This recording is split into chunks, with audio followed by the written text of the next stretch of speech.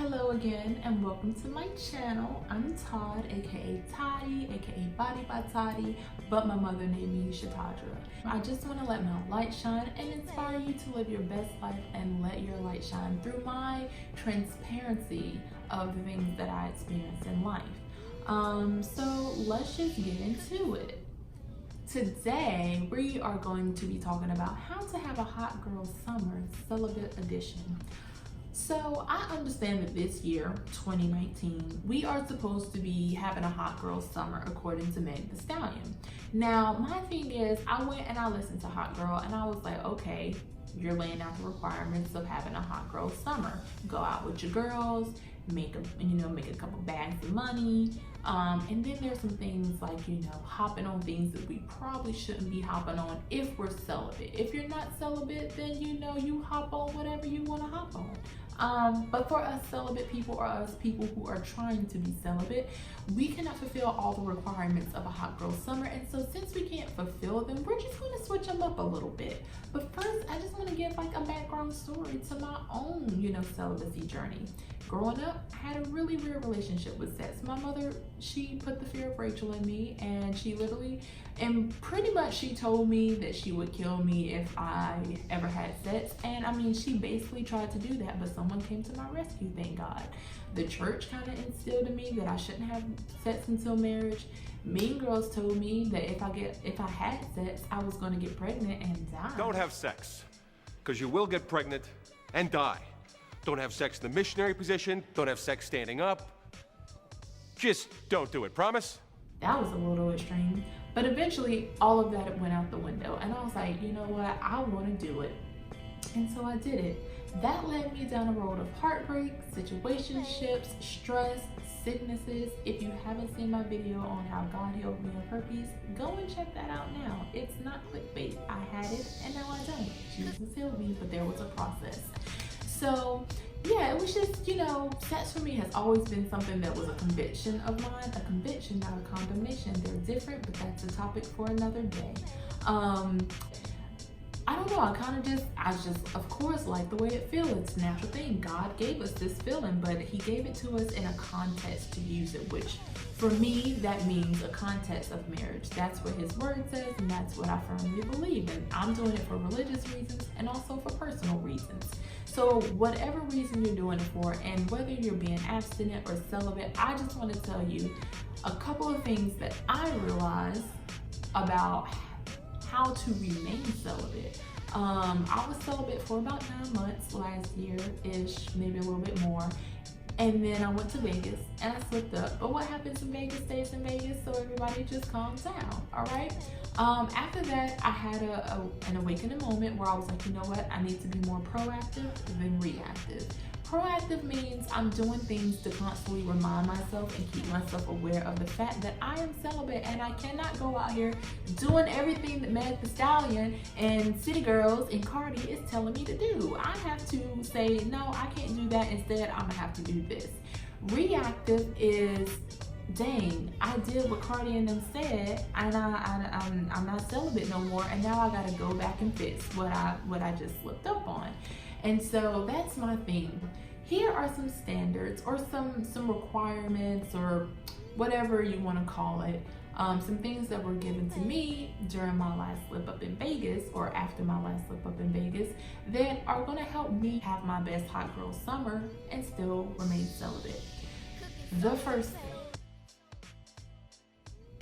Know that God is keeping you, okay? Know that you don't have the strength to keep yourself. If you're trying to do this in your own strength, I'm telling you, sis, you're gonna fail, okay? I did it in February, okay? I thought I had enough strength, but as soon as that alcohol got in my system, all the strength I had said, we out, and I slipped up. So it's just knowing that God He has given you the strength, and he is the one who's going to give you provision, strategy, and everything. So now I know that I can't have alcohol when I go out and I'm around men with people who aren't going to hold me accountable. The second thing, find the root. For me, that means like, why am I slipping up? Like, why do I feel the need to give into this urge at the moment? Like, what is rooted? For me, it's a little deep. It's the fact that at 6 years old I was molested, and then I had a family member who had me watching porn with him. And so from the age of 6, I had been masturbating. Like, I had been touching myself. If you don't know that about me, awkward, because now you know, and now the whole world knows. But yeah, I've been masturbating since I was 6 years old because I was introduced to sex and that feeling at a very young age. And so now it's like when I was trying to be celibate, I would, you know, masturbate or watch porn, and eventually that wouldn't be enough, and then I would want the real thing, and then I would slip up, you know. And so I had to figure out why. I had to go trace it all the way back to the why. And so I think that you should find the root, and that's in a good thing or a bad thing. There is always a reason why. The next thing, be intentional about your environment. Like I said, I should not have been in that club, or at least I shouldn't have been in it with someone who I knew wouldn't hold me accountable. Someone who wouldn't say, hey Todd, this isn't the way that you do life. Like, let's calm down a little bit. So you won't really catch me out here this summer in clubs and parties late at night with all these different vibes and spirits, because it doesn't align with where I am in life. Unless I'm with like a friend that I know will hold me accountable and they will get me like there and back without me having any regrets in the morning, maybe I might go out like once or twice this summer, okay? Also, what are you listening to? What are you feeding yourself? What are you watching? Are you listening to a whole bunch of Cardi B? Because I had to cut Cardi out this season, okay? I can't listen to a lot of Cardi. I have to limit City Girls and Man Thee Stallion too. I was listening to Hot Girl and I was like, wow, like, I can't even really listen to this song because it gets me to feel some type of way. I feel like I can just go and do these things to live my best hot girl summer, and I can't. So be intentional about your environment. Another thing, be equally yoked. The thing I realized is that every time I met a guy and, you know, he didn't necessarily believe in celibacy, but he was like, oh, I mean, I'm willing to do it if that's what you do, like, I guess. It was just like, no, because you haven't found a foundation to stand on in this. You're doing it because I'm doing it. You don't have your own foundation. And it's easier for me to stoop to your level than you to rise to my level. So this isn't gonna work. I had a guy tell me on a date, I'd rather try it before I buy it. I was like, it's a no for me, dog. Like, nah, like we can't talk, because like I said, I will fall to your level before you rise to mine. That's just the way of life, because we are in our human nature. Boundaries. When you do meet someone, create some boundaries. This is a learning lesson, because sometimes you don't know what your boundaries are. So I didn't realize, I mean, I knew when I drank alcohol, like I get a little bit loud, but I didn't realize that like I was going to slip up if I had that cup of alcohol. But like now I know I can't have alcohol around the opposite sex or in parties when I'm not with an accountability partner. At least I can't, well, I can kiss, but some people may not be able to kiss because maybe they want to go all the way. Can you do massages? Listen, hand slip during massages. All I'm saying is if your hand slip, I may or may not stop you. So I'm gonna just cut out massages, okay? Write out your why. Why are you trying to be celibate? Why do you want to be celibate? For me, it was more of the emotional healing that I need, and also because I know that God wants me to save myself for marriage, and I want what He wants for me. So it's religious and it's emotional and personal reasons. And so that's my why, and that's what keeps me grounded. I know how it felt whenever I was not walking or living a celibate life, how I felt emotionally and internally. And I know how I feel now that I am. Like, I make connections with people, and it's not a sexual connection, and like I can detach myself a little bit easier than I could with someone who I was giving my body to, because now we are soul tied. When someone enters into your body, they are now a part of you. And so I just had to remember like everything on both ends, the good and the bad of walking in celibacy and not walking in celibacy.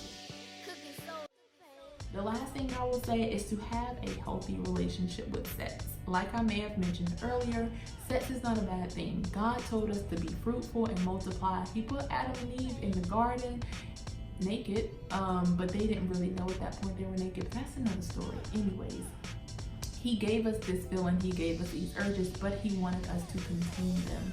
He wanted us to wait and be disciplined until we were married. He wanted us to give ourselves to one person. And so for me, that is my belief, that is my understanding of sex, that is my healthy relationship with sex. Whatever it is for you, that's for you. I'm just saying, sis, if you want to have your best hot girl summer, you have to have rules to live by, and it can't be the lyrics in Hot Girl and in what's my other favorite Cardi song? Oh, Please Me. Anyways, create those boundaries, follow those rules, and go out here, sis, and live your best hot girl summer and stay celibate, or go celibate if you want to walk a celibate lifestyle or abstinent lifestyle. Okay, you're gonna meet some fine men, but I'm telling you, it's possible.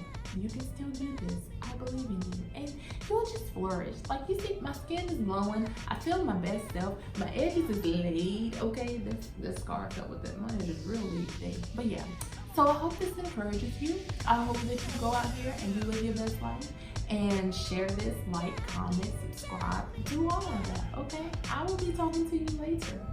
Bye.